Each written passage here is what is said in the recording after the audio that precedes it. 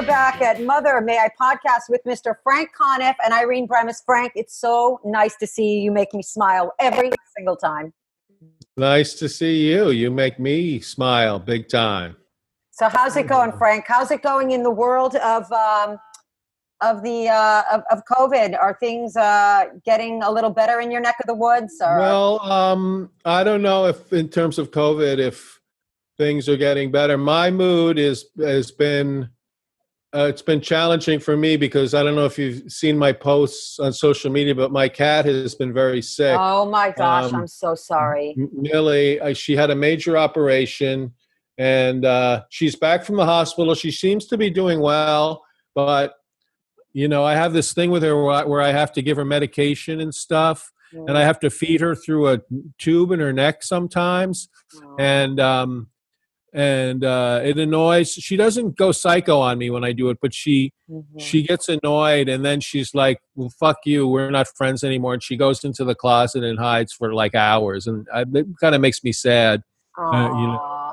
Then like later, she comes out and hangs out and lets me pet her and stuff, and everything is cool between us. But then when I have to give her medicine, it like ruins everything. And there's a part of me that's just like, I just want to stop giving her the medicine, but I know that's not the good thing. I know I've got to keep taking care of her. Well, that's because you're kind and you don't want her to suffer. It's ironic, like you've almost come full circle. She took care of you when you were sick. Now you're taking care of her when she's sick, except you weren't hiding under the bed when she was sitting next to you. Okay, so maybe we need to. I wasn't, and she's, and I actually closed off my bedroom so she can't get into it because that has like all the really good hiding places. So she found a place in the closet in my hallway where she sits and stuff. And if she feels secure there, I'm okay with it. Let her sit there. You know, I don't try to influence her one way or the other. But she is getting better, and she, you know.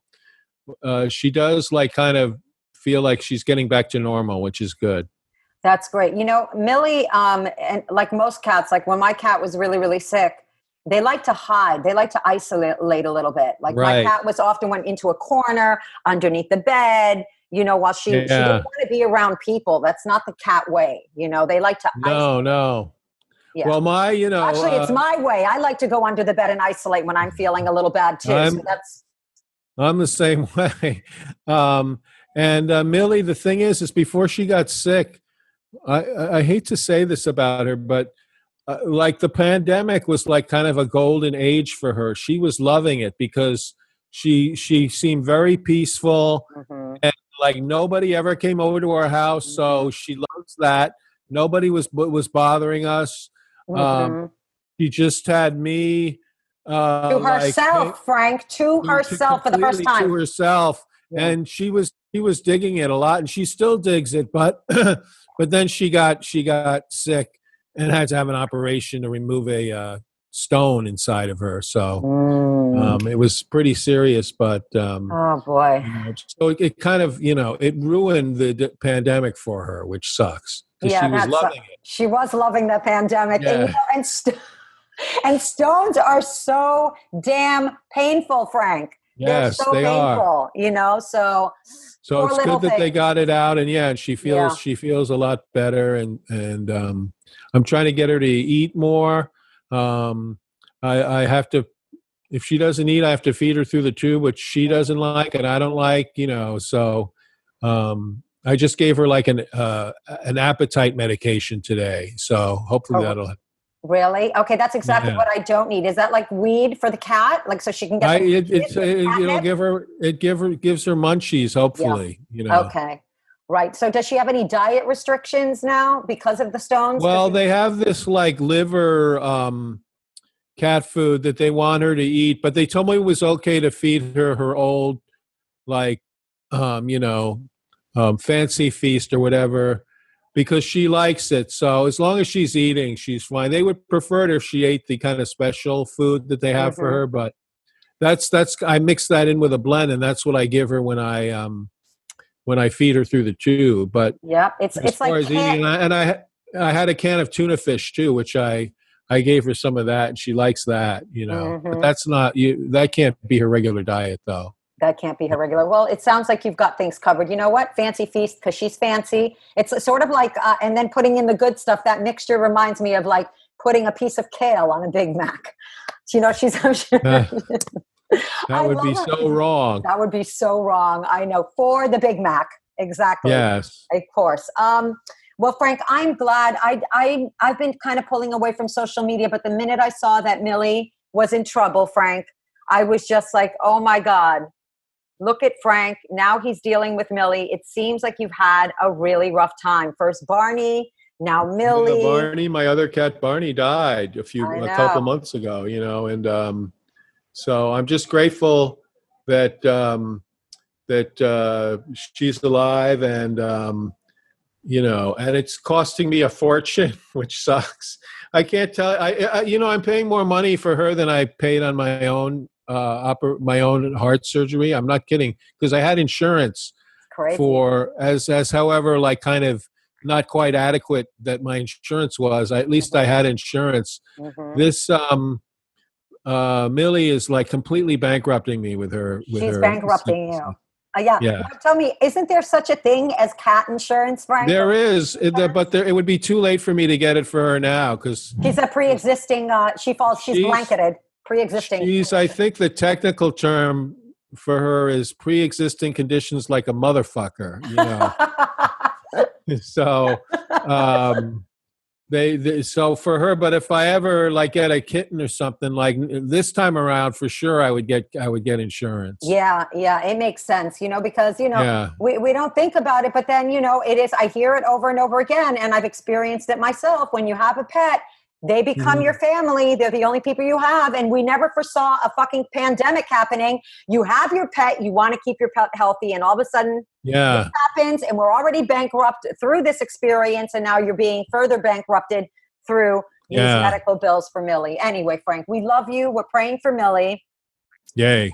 I love Millie, even though she never comes out when You never officially met her. All the time she came and visited me when I was sick, she never met anybody. Nobody ever saw her, because it was a big freak out for her to have all those people coming over. But Barney was around all the time. Everybody met Barney, but not Barney. Millie. Yeah, but Millie's a little bit more reserved. Anyway, we're praying for Millie for a swift recovery, not only to Millie, but to your bank account, Frank, because I understand this is serious money that's being thrown. Right. Oh, man. Okay. So, Frank, the person that we have coming on the show today, I'm really excited that she's going to be on this show, because she's somebody that definitely doesn't normally do this kind of stuff. So I had to rope her into this shit, Mm-hmm. Will you please do this? She is one of the most, I want to say, the most influential sculptors and artists of our time. Quite literally, she's one of the most fascinating women I've ever known. I've known her for 30 years. She also named Rachel Feinstein, not to be confused with Rachel Feinstein, and we might have to talk about that little story, because we all know each other. I introduced them when I first started doing comedy. Rachel is most notably known for Baroque, fantasy-inspired, like the Snow Queen, which is what my husband calls me, actually. Actually, the snow-blowing queen before we got married. It's a very sad thing for him. Which was drawn, a Hans Christian Andersen fairy tale, and countless other works that I've been privileged to see throughout the years, and most recently went to the opening of her latest show, Maiden Mother Crone, at the Jewish Museum, which is a retrospective. Actually, they can't call it a retrospective because she's too young, so they call it survey, which sounds kind of douchey, like they're still judging her somehow. But this is a show that I'm so grateful that I got to see. And then I actually went to a personal walkthrough with Rachel Dratch and Amy Poehler, which was absolutely mind-blowing. I want to bring this woman on. You're going to love her just as much as I love her. She's absolutely incredible. Let's bring her on, the lovely Rachel Feinstein Currin, everybody. Rachel Feinstein Currin. Hello, my love. Hi. Hello. I'm outside in Maine right now. Wow, lucky you. Yeah. That sounds great. It's glorious. Oh, and your doggy's there. Hi. We've already been talking about pets for the whole show so far, so this is appropriate. Rachel, meet Mr. Frank Conniff, who was also. Hi. Hi, how are you? He's Mr. Green. His name is Mr. Green Jeans. I know. Oh, I love that. Yes, yeah. Rachel, how old is Mr. Green Jeans by now? This is crazy. He's going to be 7. He's my remember Chewy was my first one. So they're Affenpinchers, which are called monkey dogs in German, and they look a lot like Chewbacca from kind of or actually they look more like Ewoks. They have these crazy weird faces, and so he's the second one. The first one lived to be 13. And he's 7, so I hope he lasts. Oh, he's got a long way to go. He's got a long way to go, and he's the luckiest goddamn pet on the planet living with you. Okay, he's spoiled. In fact, he's in Maine. Here, I'm going to turn this around just so you get a view of what I'm. I have deep Maine envy right now. It's pretty crazy here. I mean, it's just we've been coming up here for. I came here first in 1993, right before I met you, Irene. I was here for an artist colony called Skowhegan, and it's a famous artist colony that was founded in the 1950s. I think, I don't know, a lot of the big-time greats started this as a way for New York artists to come up here and have this kind of peace and quiet that you need to make art as an artist, because New York is awesomeness and amazing to focus and to work, but you need this time out, which is what this totally quiet here. Well, it's interesting. How close is your closest neighbor? I mean, so we're surrounded by this huge park called Acadia. So this house that we bought is grandfathered in from 1962 that has the park around it. So we have nothing at all across the way, but we do have 1 or 2 people on each side of us, probably about, I don't know, an acre away. It's not totally wow. Are they wearing masks, Rachel? Seriously. Maine has very few cases, and people wear masks when they go shopping, but then when you're on a trail or you're walking, there's just no one really around you. So there's no need. Wow. I envy that a lot. It feels very peaceful, very wonderful and normal to be here because of that. And I'm very grateful because we're coming back to New York next week. So it's kind of the ends of this period of a bubble of normalcy, because obviously that's not going to last very long. It's not going to last. Right. This is, a place that you can be quiet. Well, Rachel, I was just telling Frank about going to your show and how grateful I am that I caught your show before Corona struck down and closed. And I'm upset. I'm still upset because I was going to come to that final, that final event with Sofia Coppola. They kept it open. So my show has become like a fairy tale encased in a glass coffin as well. The show is going to be open again when the museums open, it's happening right now. And I think it's going to be open to the public until January 3rd. So they never closed it. So they never closed it. No. We can do a couple more events if it's allowed. We don't know what's going to happen at this point. Everything's up in the air, but it would have been great to do that that lady's incredible kind of lecture with Florence Welch, and I was really looking forward to it.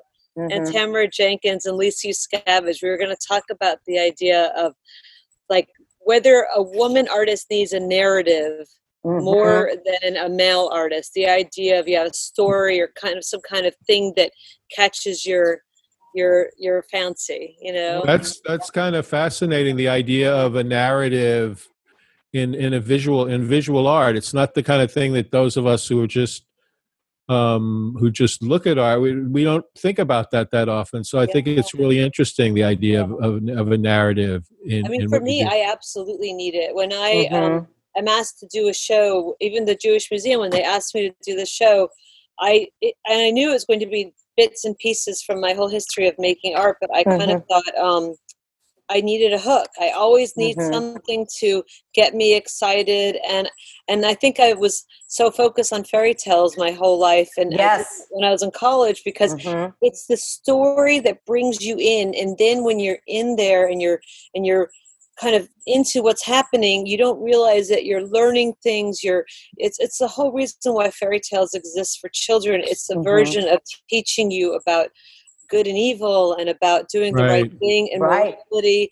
And it's always been something for me that is very focused on little girls more than little boys in a lot of ways.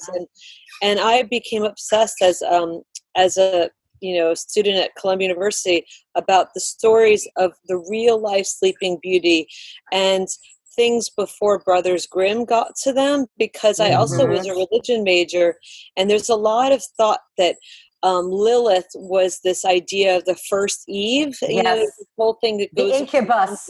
A succubus. Sorry, excuse me. Well, she was the loudmouth Jewish wife that wouldn't basically be put in her place like Eve ended up becoming. And then people believe that she was actually rewritten out of the Bible by men who came in later and decided we want to rewrite everything. And so I think it's the same thing with fairy tales. The ones that we as girls watched with Sleeping Beauty and Snow White from Disney worlds and all that kind of stuff. And Disney, it was very focused on this idea of a girl being woken up by a man's kiss. And the original stories are absolutely nothing to do with that. And that's why I will never forget, like the just seeing your first installation that you did. Remember when I think what the exhibit was at Exit Art? Was it Exit Art? It was Exit Art, where you had Sleeping Beauty and it was going up and down, and she was violently being pounded. Pounded by the castle on top of her, just going Exactly. And it's so symbolic. And that's what I really love about your work, Rachel. I want to talk about some of the stuff that really struck me when I went to your show. It was just, and Frank, I told Frank, I don't know if you remember me saying this, Frank, but I definitely want to take you to see this. So we should go to the. Oh, absolutely. I'll meet you guys there. Yeah, I would love it. Oh, great. Give us a personal walkthrough. I already told Frank about this a while back. I don't know if he remembers, but he's going to absolutely adore it because he thinks in terms of this anyway. And, but when I saw some of the sculptures that you did that were taken from little figurines, Frank, she had like these little things that were figurines of these women that were from Victoria's Secret's models. And then they had like these botched, sort of like deformed faces. And this really spoke to me. I wonder if you get like all these different interpretations from people, how they view your work. For me, it was very powerful in the wake of what's going on with the Me Too movement, with what's going on with misogyny, with Black Lives Matter, everything that's going on with the marginalized people and inequality. Absolutely. I see these women and I see how their bodies are being exploited, but how they are broken and they are just, they're tired and they're faceless and they don't have an identity anymore. Yeah. I think that the whole thing started with this maiden mother crone idea of the show, because I had looked at this book at the Strand that was called May's Madonna's Witches, and it was a book that was done in the early 60s, late 50s by a bunch of men using the source of women as the theme in art history. So it was sculptures by Picasso to the Venus de Willendorf talking about the female form. But it was all written and photographed by men, with Henry Miller and E.E. Cummings, all these major guys. And they basically, and I just realized, women have to always stand up to this kind of critique, no matter who we are and what we do. I mean, I was watching the Democratic National Convention and analyzing whether Michelle Obama had filler work done. And I never thought that about, about any of the men that were talking. Exactly. It's this except for Jared Kushner. He's got some work done. Ingrained thing in our brains. And I just have always wondered, like, why did that happen? And when did that get set up? Because it's just such a fascinating, also this experience of being in COVID right now.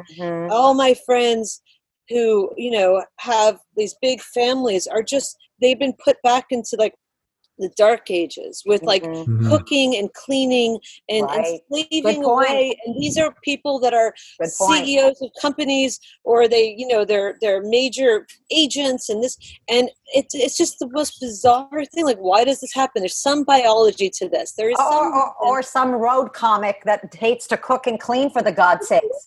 I just keep wondering, there's got to be some reason to it. It's not completely from our time, and it's not based on society. It has to be based on something else, and I'm just trying to figure it out. And so the whole thing with, like, when I was in my teens in Miami growing up in the 80s, I modeled, and I saw basically, you know, this. It wasn't, for me, it was about being a girl or a young woman modeling, because I was doing stuff with Bruce Weber and he was doing the Calvin Klein Obsession ads. And for him, it was really about the beautiful man versus the beautiful woman. So I just watched it as an idea of people using youth.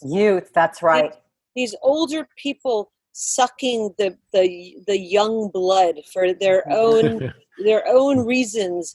And John's listening. John, hi, come say hello, John. Oh my God. He said, quit talking about me. Older people sucking the life out of young women. Mr. John Currin. Hi, John. Hey. John is John, thanks for popping in. By the way, talk about the power couple, Mr. John Currin, who's a legendary artist. I mean, come on. And Bradgelina, my butt. Am I right? This is a power couple. Those two are divorced. These two are forever.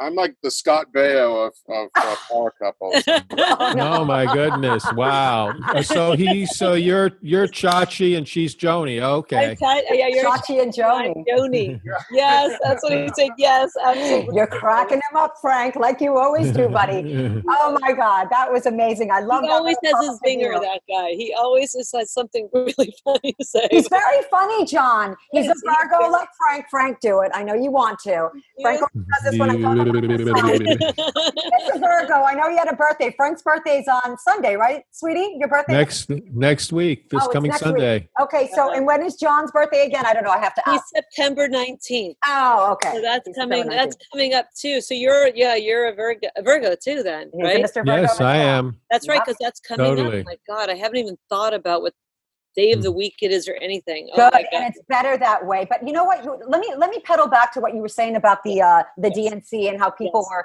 sitting there scrutinizing Michelle.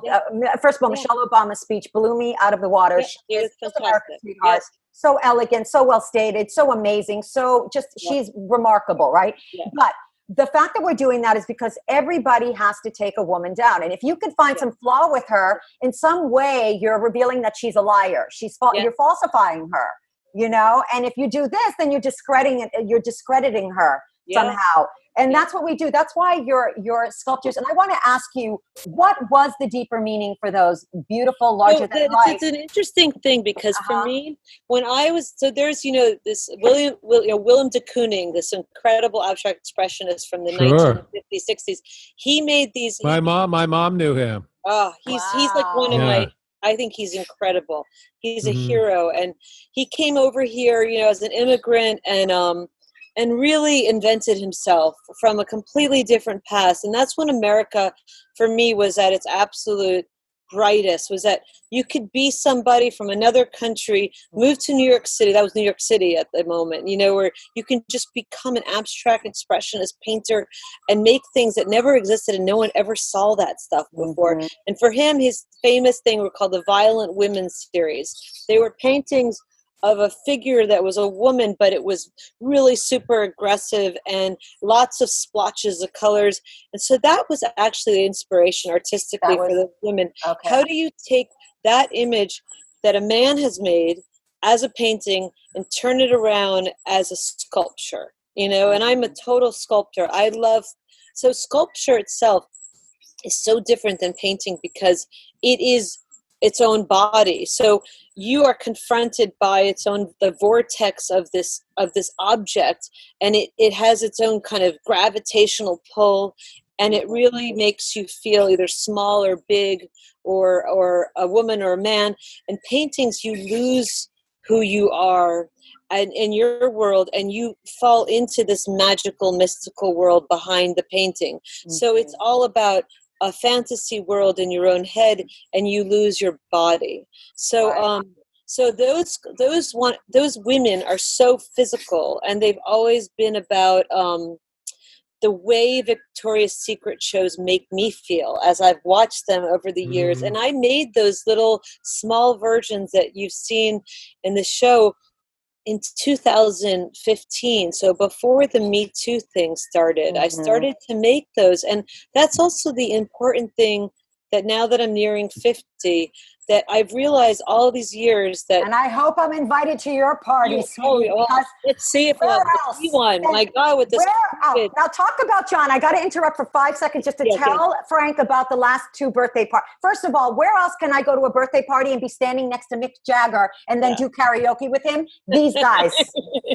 Rachel and John. You never told me about that. It's crazy. Standing right next to Mick Jagger. But furthermore, John, who's like, and I don't want to start thinking about this because Steve won't get me roses because he says that I'm allergic, and I am. But come on, Steve, step up your fucking game a little bit. John here, for a milestone birthday, rented out this big thing and recreated a casino for Rachel with fake printed money. And Chrissy, another girl that we know, we actually gambled against John McEnroe. He was gambling at the table too. I had that low cut and he was staring at my titties. Remember? Yeah. Yes. Wow. And he lost. Chrissy won. She beat him. And I have that collaborative work that I'm so grateful that I have. I have that sketch. We're going to be making a book of those, so I'm going to have to get it photographed, by the way. Yes, absolutely. No problem. Yeah, Rizzoli's going to do a book on those drawings that we've been doing together. So, well, here's how I negotiate.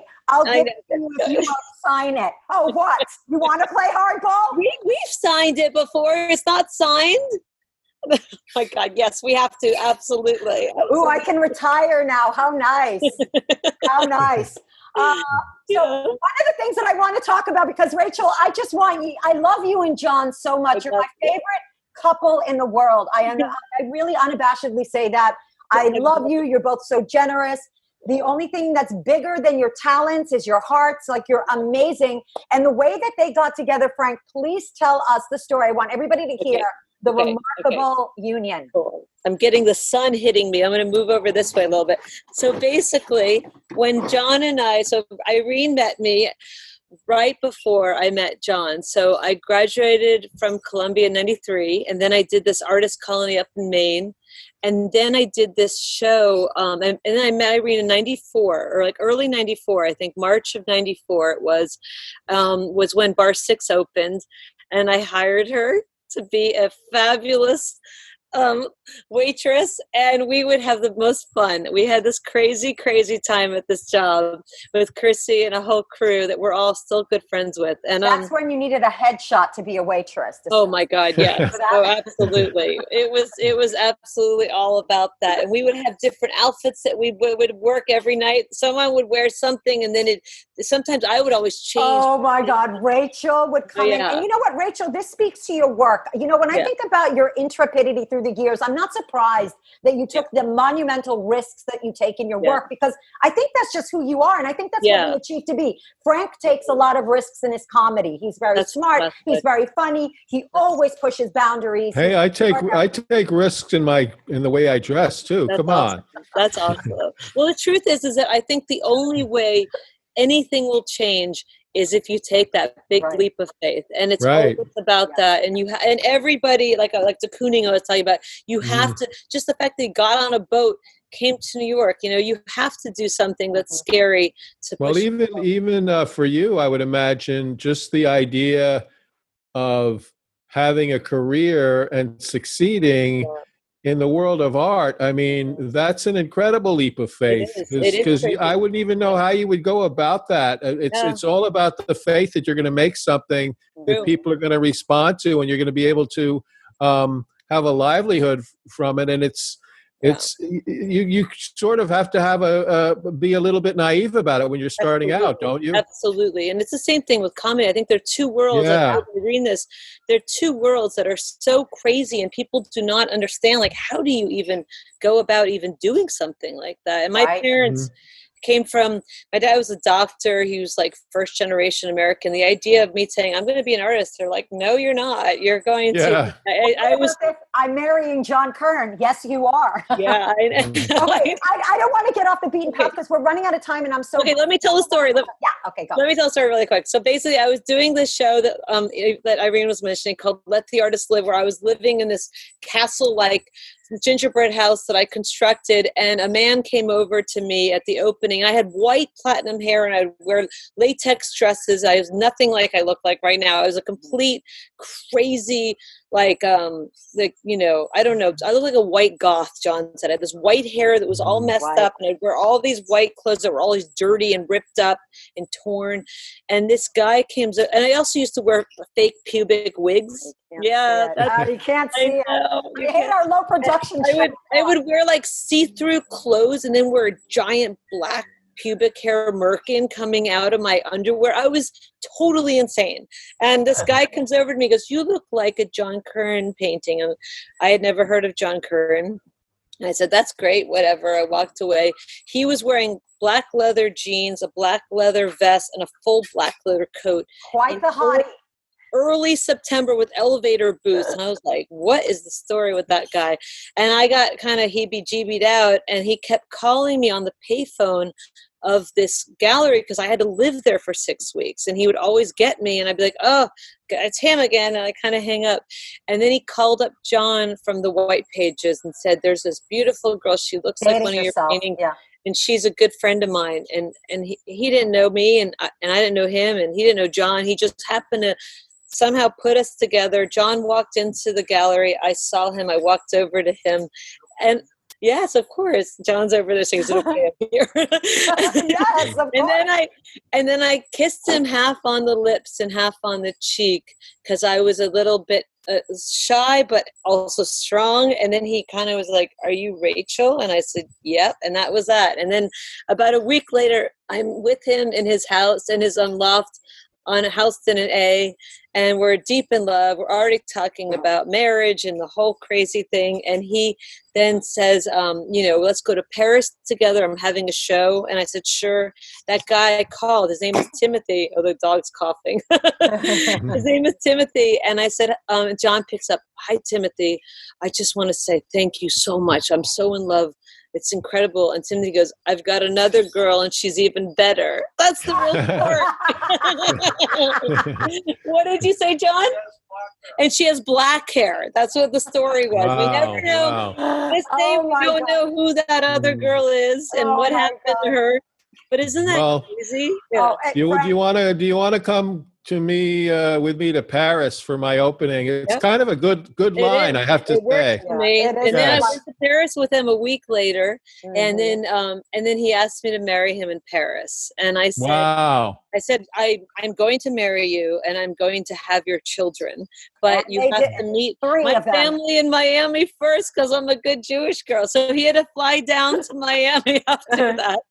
And then we got married a couple, 2.5, 3 years later, and Irene came to the wedding. Oh, it was the best wedding ever. It was amazing. It was amazing. The old parrot jungle down in Coral Gables. We got married in the flamingo pit with all the flamingos around us, and it was a very, very cool. And I had synchronized swimmers. Oh my God! Yes, that's right. Who has synchronized swimmers at their goddamn wedding, Rachel? But Frank, wait till you see. And we're so running out of time, and this is killing me because Rachel, I didn't even get to cancel culture. There's so many other things that I want to talk to you about. So I would love for you to do this again, like a part 2. Yes, please. I would love that. I'm going to bring Frank to your show. And Frank, you would not believe when I say that John Currin's paintings were Rachel breathing and living, you wouldn't believe it. Like this was so meant to be. If you it is so weird. Life is that way. We're going to be okay. Let's just remember that we're going to be okay. Because I think there is some kind of strange master plan. I really do believe that. I'm a big believer. I'm with you. I'm with you on that too. It's a lot of twists and turns in that master plan. A lot of adversity, but you gotta keep the faith and make it through it. I totally agree. Frank. And maybe by all of this, it's going to be like a bigger and better phoenix coming out of the ashes right now. You know, I want to believe that, and I believe that in my heart. I really do. I believe that is true in my heart.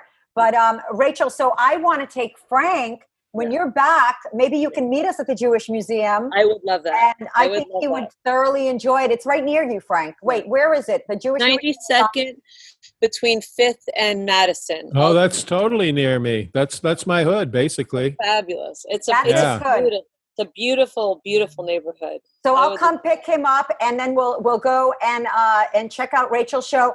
Rachel, I just want you to know, and everybody that's watching this, I want you to know that I'm going to be posting the links to not only her work, but also to the Jewish Museum. If you want to go and check out this show, it is remarkable. We didn't get to a lot of the stuff that I wanted to talk to you again, because I love you, and I just wanted to talk to you. You know what I mean? I love you. I love seeing you. It's so nice I love seeing you. Great to meet you. Thank you so much for doing this. We love you so much, and we'll see you soon. Bye, John. Bye, John. Take care. Bye. Bye. Bye. Bye. Bye, brilliant artists in the woods of Maine. Thank you. Bye. Bye-bye.